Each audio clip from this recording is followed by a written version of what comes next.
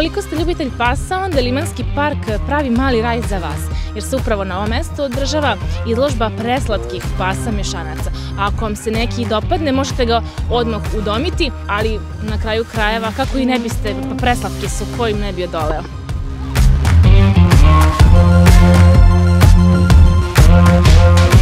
Povod je 4. april, Svetski dan napuštenih životinja. Koliko sam sada čuo od organizatora, prošle godine je bilo 96 izlagača, vlasnika naravno pasa, ove godine 179, to se znači multiplikovalo. Intencija ove izložbe, kao i prethodnih izložba ove vrste, naravno, je udomljavanje životinja, pre svega pasa mešanaca. I za razliku od prošlih godina, kad je bilo 9 kategorija, ove godine uvedena i 10. Moj rasni ljubimac. To je kategorija čiji pas mešanac će najviše da liči na izvornu rasu pasa, na original, što bi rekli. Namera na kraju će biti humanitarnog karaktera, da se udomi svaki pas i da nađe novog vlasnika.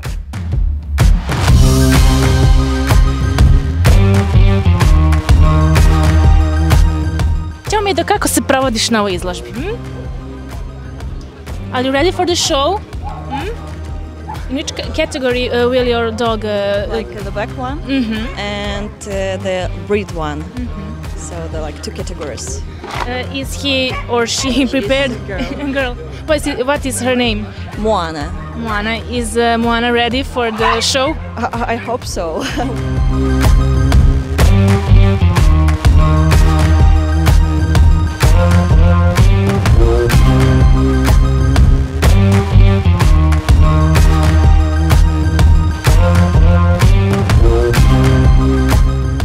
Kako se zove? Laki. Kako Laki se priprema za ovo takmičenje? Svaku noć. Svaku noć vežbamo trikove, idemo u šetnju i tako dalje. A u kojoj kategoriji? Trikovi i ogledalce moje. Šta kakve trikove možda ponudi? Preko moje glave u vis, može razruža čoveka i sve one standardne dođi, sedi, lezi, šapa i ostalo.